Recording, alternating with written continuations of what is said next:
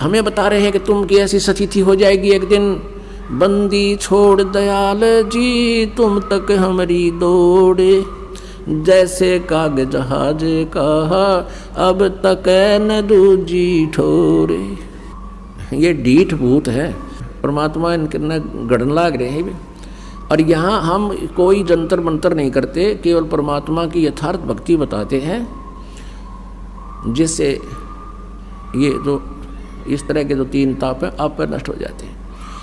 ये प्रेत कौन है? ये वही आत्माएं हैं जो पहले मनुष्य शरीर में थी। जो निकम्मी आत्मा है वो पिटते जा छिटते जा, कुछ दिन ऐसे ही दुख सुख पाकर जाना तो उनको पड़ेगा। और जो बुद्धिमान अच्छी आत्माएं प्रेत योनि प्राप्त हैं वो तुरंत खिसक जाते हैं कि भगवान के दरबार में गंध फैलाना ठीक नहीं। और जो निकम्मी आत्मा है उनका स्वभाव ही निकम्मा होता है, वो चाहे भूत बनो चाहे गधा बनो, उसने बकवाद करने से मतलब वो फिर पिट का ही मान्या करें। तो परमात्मा कहते हैं लातों के भूत बातों से नहीं मानते, ये भी न समारन लाग रहे भगवान। तो ऐसे अब ये भूत क्यों बने?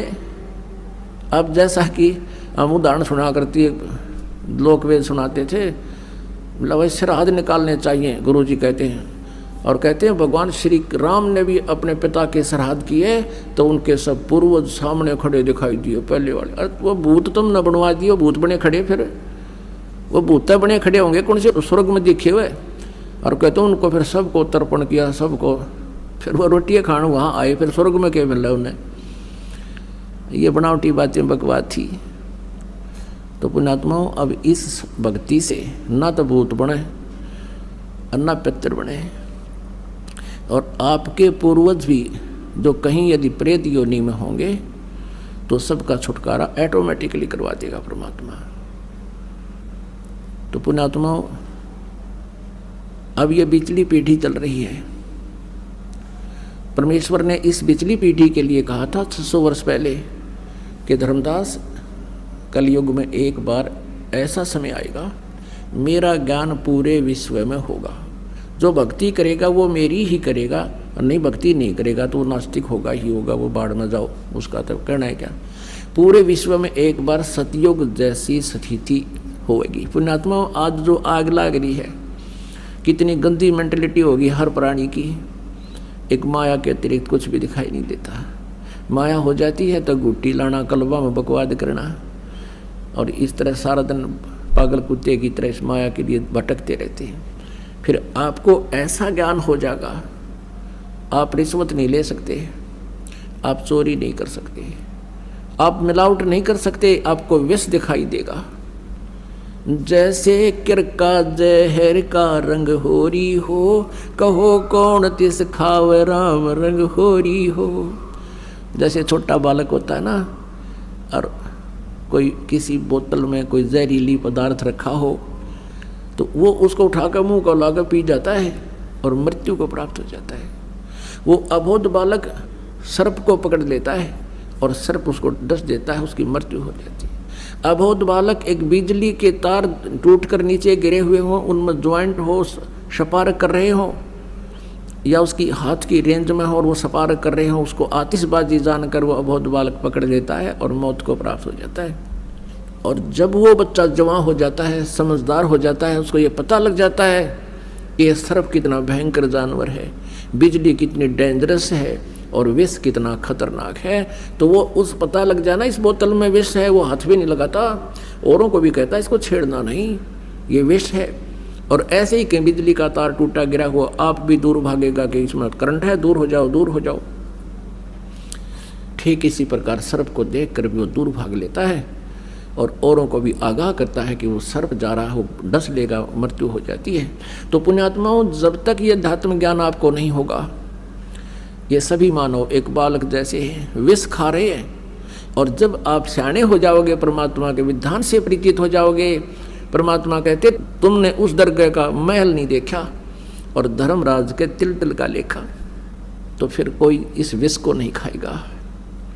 घना तो दूर की बात है, कहते जैसे किरका जहर का रंग होरी हो, कहो कौन तिस खावे राम रंग होरी हो। जहर का किरका यानी एक कण भी पड़ा हो और ये पता लग जाए ये जहर है, विष का करका है, कणक है, कणका है, कहते कोई खावेगा उसको? नहीं। कहो कौन तिस खावे राम रंग होरी हो। ये घनी रिश्वत और चोरी तो दूर की बात है, एक नया पैसा भी। अब दास देख रहा है, एक छोटा सा बालक ने बोला जी मैंने 20 रुपये पड़े पाए, स्कूल में जाऊँ था और यहाँ लेकर आया, अपनी माँ को दिया। माँ बोली बेटा पैसे हम नहीं रखेंगे, उसको दान करते, जिस भगवान के गिरे होंगे वो पुण्य में लग जाएंगे। तो ऐसा भाव बन गया बच्चों का, ना तो 20 रुपये मिलने बच्चा तो दुकान की तरफ गोली हो लिया करे, और घर के कौन बतावे। तो ये फर्क पड़ेगा बच्चों, और इन छोटे बच्चों का तो घना असर होगा। यदि बचपन से ही बच्चे को इस ज्ञान में रंग दिया जाएगा, बड़ा होकर वो सपने में भी गलती नहीं कर सकता, और बड़े तो और शीघ्र समझ जाएंगे। तो पुण्यात्माओं, परमात्मा ने कहा था कि एक बार पूरे विश्व में सतयुग जैसा माहौल होगा। अब आप देख रहे हो, ये दास भी देख रहा है। पहले दुनिया को लूटा करते थे जो अनजानपने में, अब उन सब बुराइयों को त्याग कर अब लूट रहे हैं, दान करते हैं। परमात्मा के दोनों हाथों से ये दान करते हैं, सेवा करते हैं। परमात्मा भी कहते हैं देते को हर देते है जहाँ तहाँ से आन, ना दिया वो मांगते फिरियो। परमात्मा सुने नहीं कान। चिड़ी चोंच भर ले गई, नदी न घटो नीर, दान दिए धन घटे नहीं, न्यो कह रे साहिब कबीर। तो पुण्यात्मा, धर्म तो दसके नहीं, दसके तीनों लोग। खैराए तुम्हें खैर है, कीजिए आत्म भोग। आप दान करोगे, परमात्मा 1000 गुना करके आपको लौटाएगा। ये विधान है मालिक का। जैसे दान करने का क्या फल है, जैसे किसान बीज बीजता है और 1 एकड़ में वो 40 किलो गेहूँ बीजता है, बोता है, खूब सिंचाई करता है, रखवाली करता है, तो 1 एकड़ में 50 मन, वो तो 1 मन गेहूँ डाले 50 मन गेहूँ वापस कर देता खेत किसान को, 60 मन। तो पुण्यात्माओं, ये वो अक्षेत्र है, उपजाऊ जमीन है, ये डहर आपको मिल गया। अब इसमें जितना बीज बोओगे 1000 गुना करके आपको वापस देगा। अब जैसे अनजान व्यक्ति तो आपको यहाँ आने में भी ये सोचते हैं कि तुम तीसरे दिन भाग जाते हो, 10वें दिन जाते हो बरवाला में, तुम जो है निर्धन हो जाओगे, कितना खर्च होता है, किराया लगता है, और कार्य भी छोड़ कर जाते हो। पुण्यात्माओं, वो बालक हैं, उनको पता नहीं। आप समझदार हो, आपको